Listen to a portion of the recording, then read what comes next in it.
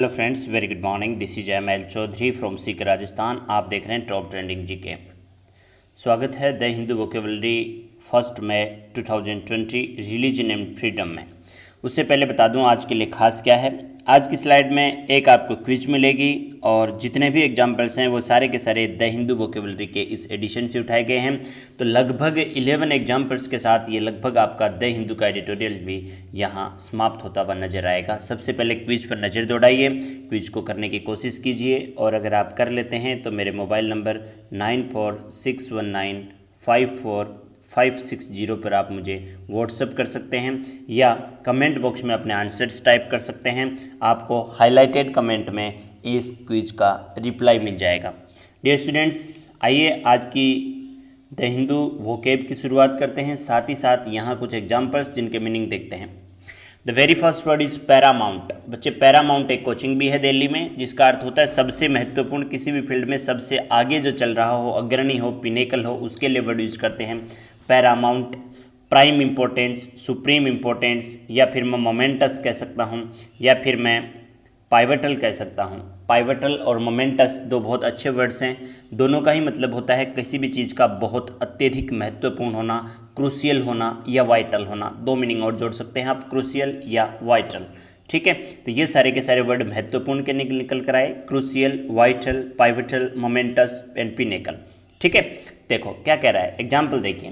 यहीं से स्टार्ट होता है आज का the Hindu editorial. Religious freedom, धार्मिक स्वतंत्रता इज ऑफ पैरामाउंट इम्पोर्टेंस, वो सबसे महत्वपूर्ण है धार्मिक स्वतंत्रता। नॉट बिकॉज, इसलिए नहीं, इट इज़ अबाउट रिलीजन, क्योंकि ये धर्म के बारे में है, but because it is about freedom, लेकिन ये इसलिए है कि ये बात स्वतंत्रता की है। यानी धार्मिक स्वतंत्रता अभी भी पैरामाउंट इम्पोर्टेंस पे है, क्योंकि ये बात धर्म की नहीं है, ये बात स्वतंत्रता की है। तो ये पहला वर्ड था आपका पैरामाउंट। नेक्स्ट वर्ड देखिए जरा, सेक्टेरियन।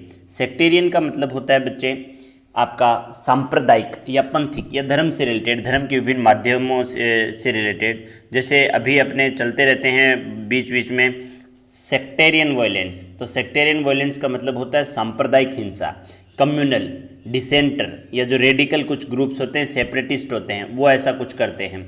ठीक है ना, तो सेपरेटिस्ट मानसिकता के लोग, रेडिकल मानसिकता के लोग या कम्युनल मानसिकता के लोग आप कह सकते हैं जो सांप्रदायिक हैं। क्या कह रहा है देखो, the characterisation by the US commission on international religious freedom, इसको मैं USCIRP पढ़ लेता हूँ। तो द कैरेक्टराइजेशन बाय USCIRP, ठीक है, ऑफ इंडिया, भारत के इस संगठन के द्वारा।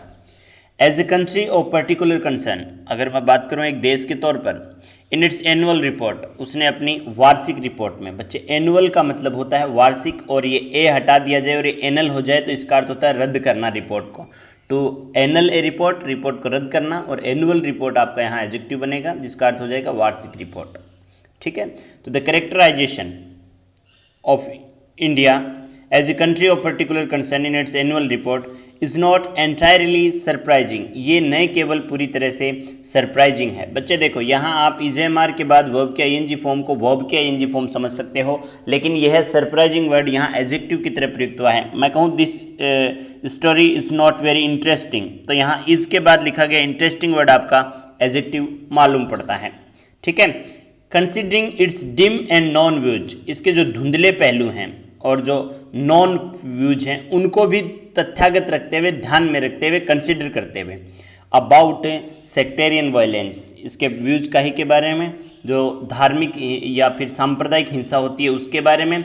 एंड एग्रेवेटिंग, एग्रेवेटिंग वर्ड काफ़ी बार पढ़ चुके हैं। एग्रेवेट का अर्थ होता है भड़काना या बढ़ाना, किसी भी चीज़ की बुरी स्थिति को और ज़्यादा बढ़ा देना। Aggravating governmental measures over the last year, पिछले साल भर के दौरान जो गवर्नमेंट के जो भड़कते हुए या फिर मैं कहूँ और बुरे करते हुए जो उपाय किए गए हैं उन पर ये जो रिपोर्ट है ये प्रकाश डाल रही है। कहीं ना कहीं न्यूज़पेपर तो नेगेटिव है ही, इसमें कोई बड़ी दो राय नहीं है। नेक्स्ट वर्ड रेपुडिएट, बहुत अच्छा मीनिंग है बच्चे रेपुडिएट। रेपुडिएट का अर्थ होता है किसी चीज़ के लिए मना कर देना, किसी स्टेटमेंट का खंडन कर देना, स्वीकार करना या मानने से इनकार कर देने के लिए वर्ड यूज होता है आपका रेपुडिएट।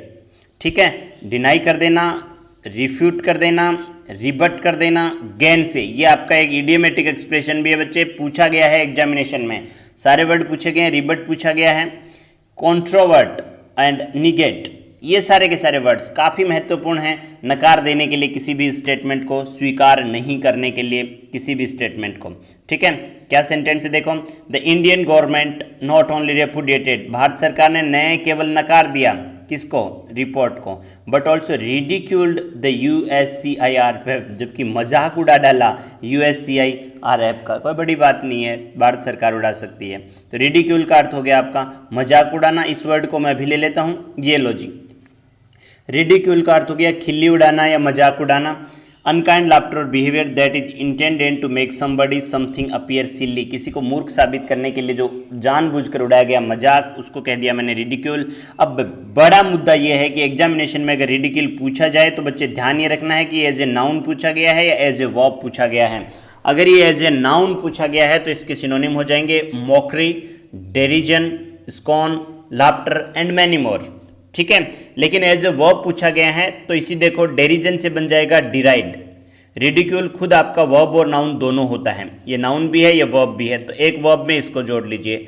मॉकरी से मॉक बन गया, जीर, जाइब, स्नीर, तीन वर्ड एक साथ याद रखिए, मजाक उड़ाने के लिए, टॉन्ट करने के लिए, लाफ, मेक फन ऑफ के लिए, लाफेट के लिए, वो सिंपल वर्ड्स मैंने नहीं लिखे हैं। जीर हो गया, जाइब हो गया, स्नीर हो गया, चाफ हो गया, ये चारों वर्ड। ये देखो ये बड़ा ही सिंपल सा वर्ड लग रहा है बच्चे, लेकिन इस बार 10+2 में पूछा गया है साफ।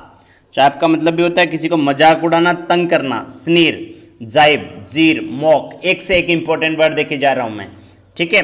The Indian government not only repudiated the report, न केवल रिपोर्ट का खंडन किया but also ridiculed the USCIRF, जबकि मजाक उड़ा डाला USCIRF का, ठीक है। Since India is an autonomous democracy, क्योंकि भारत है एक स्वायत्त, स्वतंत्र, ठीक है ना, डेमोक्रेसी। अच्छा बच्चे, ऑटोनोमस किसको कहते हैं? अपने शरीर में माइटोकॉन्ड्रिया होता है बच्चे, खुद का भोजन बना लेता है, छोटा सा खुद का सेंटर जो रेगुलेट करने वाला रेगुलेटरी प्रोसेस भी होता है, इसलिए माइटोकॉन्ड्रिया को सेमी ऑटोनोमस ऑर्गन कहते हैं, अर्ध स्वायत्त तंत्र। तो सेमी ऑटोनोमस यानी आधा खुद पर डिपेंड, आंतरिक मामलों में स्वतंत्र, और पूर्ण स्वतंत्र हो जाएगा आपका सेल्फ गवर्निंग, सॉवरिन या फिर सेल्फ रूलिंग, संप्रभु देश जिसको कहते हैं अपन, ऑटोनोमस बॉडी है वो, स्वायत्त या आंतरिक मामलों में स्वतंत्र। द ऑटोनोमस, ऑटोनोमस यानी भारत एक स्वायत्त, by partition commissions influence, by partition यानी द्विपक्षीय, पार्टीशन यानी किसी का पक्ष लेना, बाई पार्टीशन द्विपक्षीय, कमीशंस इन्फ्लुएंस, द्विपक्षीय जो ये कमीशन है इसका प्रभाव over any US executive action is limited, किसी भी अमेरिकी एग्जीक्यूटिव एक्शन यानी ऐसा कोई भी एक्शन जो अमेरिका ने एग्जीक्यूट किया है उसका असर, ठीक है ना, इस पर बहुत कम है। यानी इस ऑटोनोमस बाई पार्टीशन कमीशन का प्रभाव है वो किसी भी US एग्जीक्यूटिव एक्शन पर बहुत लिमिटेड है एंड ओकेजनल है, हमेशा नहीं होगा। But its presumption of global authority appears amusingly expensive, लेकिन इसका प्राधिकरण ग्लोबल अथॉरिटी पर, वैश्विक अथॉरिटी पर, ठीक है, इसका प्रभाव अपीयर्स अम्यूजुअली एक्सपेंसिव, इसका प्रभाव है वो बहुत विस्तृत मालूम पड़ता है। अपीयर्स एक यहाँ आपका बच्चे लिंकिंग वर्ब होता है और लिंकिंग वर्ब के बाद एडजेक्टिव का यूज होता है। अम्यूजिंगली आपका एडवर्ब है और इसके बाद लिखा गया वर्ड आपका एक्सपेंसिव हो जाता है, कॉम्प्रिहेंसिव या विस्तृत। नेक्स्ट वर्ड की तरफ बढ़ जाइए। नेक्स्ट वर्ड है आपका इम्ब्रेस। इम्ब्रेस का अर्थ होता है बच्चे प्रेम से, प्रसन्नता से, किसी का आलिंगन कर लेना, गले लगा लेना, हग कर लेना। माँ करती है बच्चे को कडल, कडल का मतलब इस तरह से गले में बाहें डाल के, ये कडल हो गया। वैसे अगर किसी चीज़ को आप स्वीकार करो तो भी वर्ड इम्ब्रेस यूज होता है, वेलकम करना, एक्सेप्ट करना या फिर अडॉप्ट करना।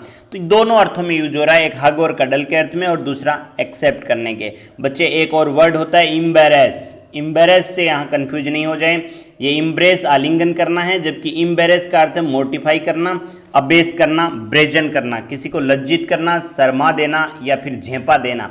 इसके लिए वर्ड यूज होता है इम्बेरेस। यानी मैं कहूँ कि don't ever embarrass me in front of my friends, मुझे दोबारा कभी मेरे दोस्तों के सामने बेइज्जत करने की कोशिश मत करना या शर्मिंदा करने की कोशिश मत करना। तो ये हुआ वर्ड आपका इम्ब्रेस और इम्बेरस, दोनों बहुत अच्छे वर्ड्स हैं। क्या कह रहा है देखो, ऑथर क्या कह रहा है, मिररिंग दिस पैटर्न, इस पैटर्न को आईना दिखाते हुए India selectively approaches global opinion on itself, Bharat देश ऐसा देश है जो सिलेक्टिवली अप्रोच करता है ग्लोबल ओपिनियंस को, यानी केवल वही ओपिनियन स्वीकार करता है जो भारत के फेवर में दिखाई देते हैं।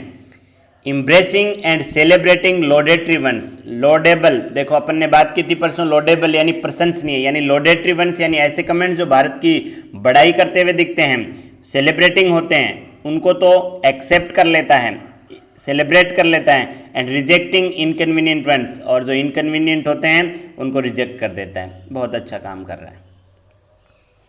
नेक्स्ट वर्ड है बच्चे फ्रेंटिक। फ्रेंटिक का अर्थ होता है थोड़ा सा जल्दीबाजी में किया गया, थोड़ा उतेवलेपन में किया गया, थोड़ा व्यग्रता में किया गया, ठीक है ना। फ्रेंज्ड कह सकते हो, एक्साइटेड कह सकते हो, मैड कह सकते हो, डेलीरियस कह सकते हो, अनरिस्ट्रेंट कह सकते हो, जो बहुत व्यस्त या जल्दीबाजी में, उतावलेपन में, चिंता में से थोड़ा व्यग्रता में किया गया हो, उसके लिए यूज होता है ये word. The frantic and relatively successful, उन्माद में, जल्दीबाजी में किया गया, और बात करूं तो मैं रिलेटिवली थोड़ा सफल भी रहा है।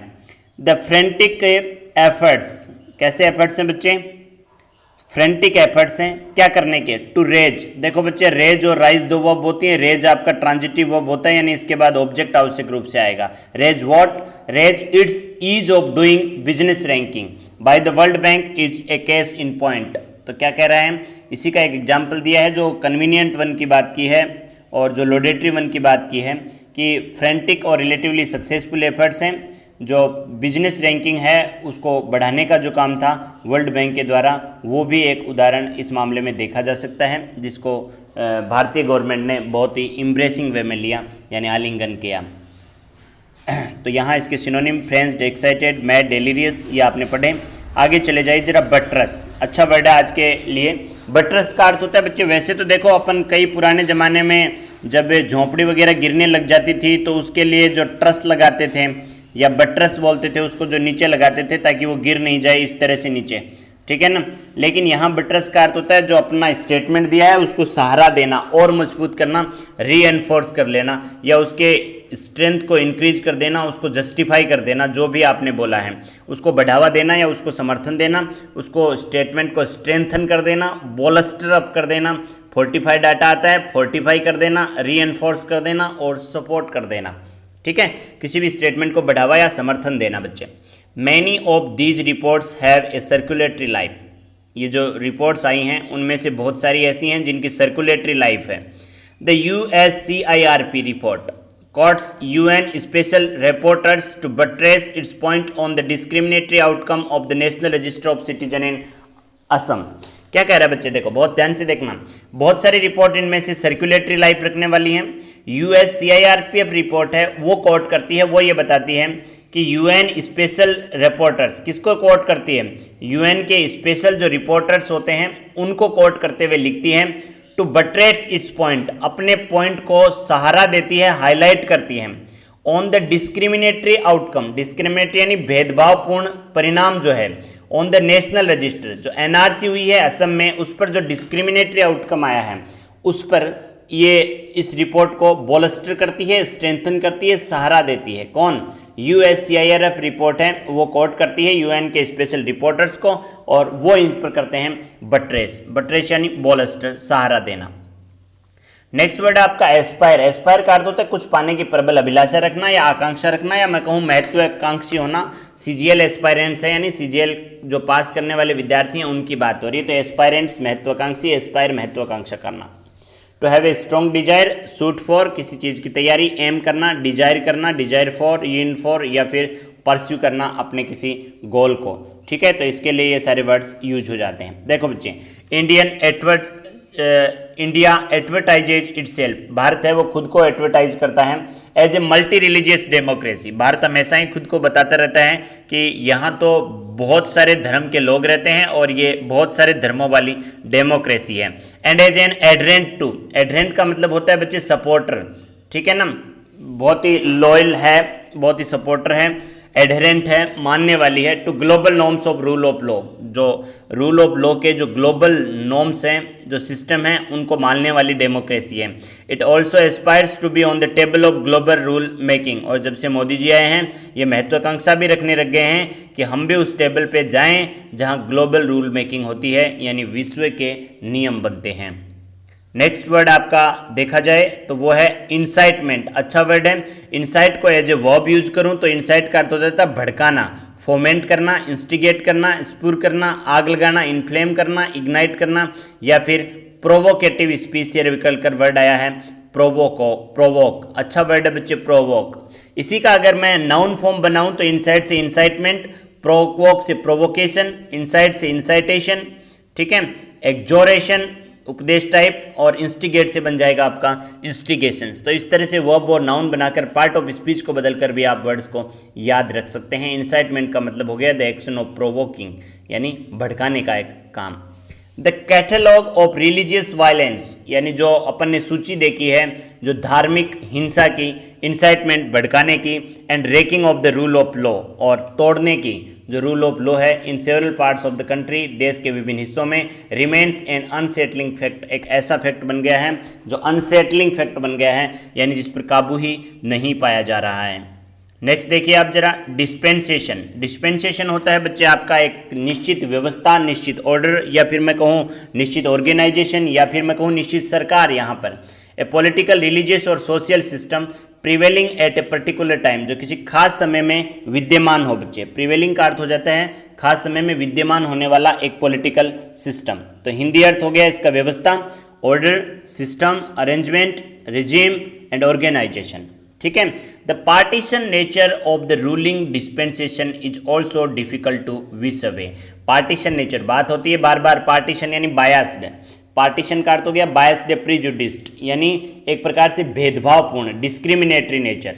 जो रूलिंग डिस्पेंसेशन है, यानी जो सरकार जो अभी फोर्स में है, एक्टिंग है, वो भी बहुत मुश्किल है टू विश अवे, यानी उसको उखाड़ फेंकना या उसको रोकना। देखो यहाँ लिखा हुआ है wish away. Wish away is to cause something to stop और गो अवे। तो आज के वर्ड्स कुछ पढ़े अपन ने, थोड़ा सा मैं रिकैप ले लेता हूँ इनका। डिस्पेंसेशन आपकी व्यवस्था हो गई, इंसाइट भड़काना, तो इंसाइटमेंट हो गया भड़कावा। वैसे ही एस्पायरेंट्स हो गए महत्वाकांक्षी, तो एस्पायर महत्वाकांक्षा करना। बट्रेस का अर्थ हो जाता है किसी चीज़ को, अपनी बात को बढ़ावा देना, समर्थन देना। फ्रेंटिक आपका थोड़ा पागल टाइप, जल्दबाजी में किया गया। इम्ब्रेस आपका आलिंगन करना, जबकि इम्बेरस आपका शर्मिंदा करना। ऑटोनोमस बॉडी यानी सोवरेन बॉडी या फिर स्वायत्त बॉडी। साथ ही साथ रिडिक्यूल का अर्थ हो जाता है मजाक या मजाक उड़ाना। मॉकरी, डिराइड, डेरिजन, जीर जाइब। रेपुडिएट हो जाता है आपका मना करना, खंडन करना। रिबट, रिफ्यूट, और एक अच्छा वर्ड गेन से, कॉन्ट्रोवर्ट, निगेट। सेक्टेरियन हो जाता है सांप्रदायिक, थोड़ा सा कम्युनल। और पैरामाउंट हो जाता है ऑफ टॉप इंपॉर्टेंस, ठीक है ना, प्राइम, सुप्रीम, पाइवेटल, मोमेंटस और पिनेकल। साथ ही साथ ये क्विज देखते रहिए S two tutorials and top trending GK. यहाँ आपको मिलेंगे कभी टॉप ट्रेंडिंग जीके पर और कभी एस टू ट्यूटोरियल्स पर।